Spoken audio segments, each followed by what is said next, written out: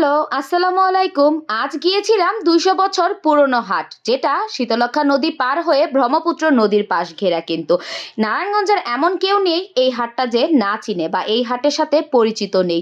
এই হাটে কি না পাওয়া যায় সেটা আর নতুন করে আমি কি বলবো? চলেন পুরো ব্লগটা দেখে আসি আমি আজ গিয়ে কি করলাম। সকালবেলা আমার কোচিংয়ে ক্লাস ছিল, তো আমি প্রতিদিনকার ন্যায় সেরকম করেই যাচ্ছিলাম। যাওয়ার পরপরই হচ্ছে গিয়ে কোচিংয়ে ক্লাসটা শেষ করার পর আমার জামাই সাহেব এসে হাজির, এসে বলতেছে সে আজকে কাইক্কাটেক হাটে যাবে। বেশ অনেক দিন হয়েছে আমাদের যাওয়া হচ্ছে না।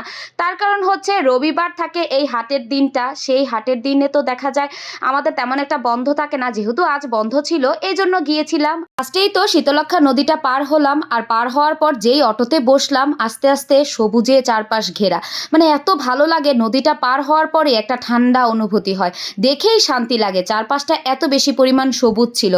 আর এই হাটের দিনটা সবসময় একদম সকাল ৬টা ৭টার দিকে আসলেই ভালো হয়, তখন তেমন একটা ভিড় থাকে না আর একদম ঠান্ডাও থাকে। কিন্তু আজ আমাদের আস্তে আস্তে তো প্রায় ১০টা ১১টা বেজে গিয়েছিল। এত কড়া রোদ ছিল আর এত গরম ছিল, কিন্তু তারপরও প্রচণ্ড বাতাস ছিল।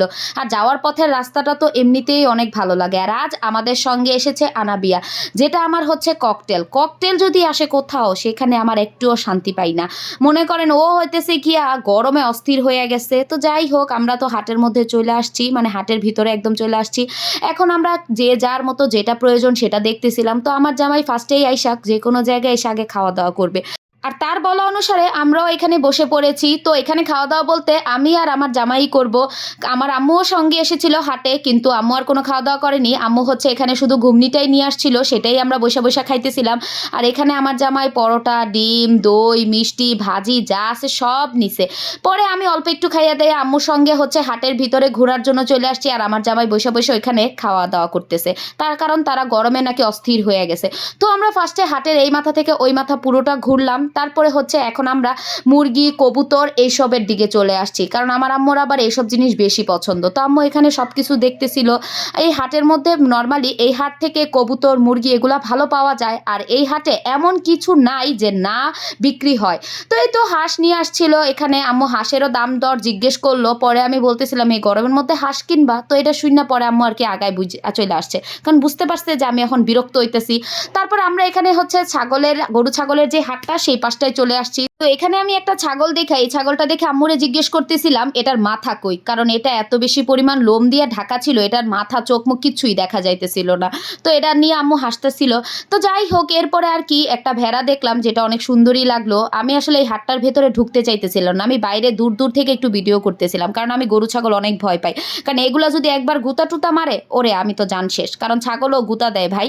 তারপর কি ওই হাট থেকে আম্মুরে টাইনা টুইনা বের করে নিয়ে আসছি, কারণ আমার অনেক ভয় লাগতেছিল। এরপরে হচ্ছে এই পাশটায় চলে আসছি। এখানে হচ্ছে আমার বেশি ভালো লাগে এই পাশের যে গাছপালাগুলা থাকে সেগুলা, মানে এখানে অনেক ধরনের সবজি গাছ, অনেক মাটির জিনিস, অনেক কিছু বিক্রি করে। আর আজকে হাটে এত বেশি পরিমাণ ভিড় ছিল, যেহেতু সামনে পহেলা বৈশাখ, আমার মনে হয় সবাই পহেলা বৈশাখের বাজার সদাই করতে চলে আসছে। আর আমি এই যে আমার কোলে সবজি নিয়ে হচ্ছে যাচ্ছিলাম, তার কারণ এক হাতে ছিল খাবার, আমি হাঁটতেছি আর খাবার খাইতেছি, একটার পর একটা কিন্না দিতেছে আম্মু, আর আমি খাইতেছি। আর আমার জামাই সেই যে হচ্ছে সে একটা দোকানে বসছে খাওয়ার জন্য, সেখানেই বসে আছে তার মেয়েকে নিয়ে। তারপর আর কি আম্মু এখানে শুটকির পাশটায় চলে আসছে। আম্মু আজকে অনেক ধরনের শুটকি, অনেকগুলা শুটকি কিনলো। তো ওইগুলোই আম্মু প্যাকেট করাইতেছিল। আর আমি এরপরে হচ্ছে সব বাজার সদাই করা শেষ, আমাদের হাট ঘোরা শেষ। এবার আমরা যাওয়ার পথে এই মামার আচারটা দেখলাম। তো আচারটা দেখে আমার খাইতে ইচ্ছা করলো, আমি এখানে অনেক রকমের আচার নিছি একদম বাসা পর্যন্ত যাওয়ার জন্য। তারপরে আম্মু আবার এখানে আইসক্রিম কিনা দিল, সেটাও খাইলাম। খাওয়া দাওয়া করার পর এখন অটো দিয়ে চলে যাইতেছিলাম আর আচার খাইতেছিলাম।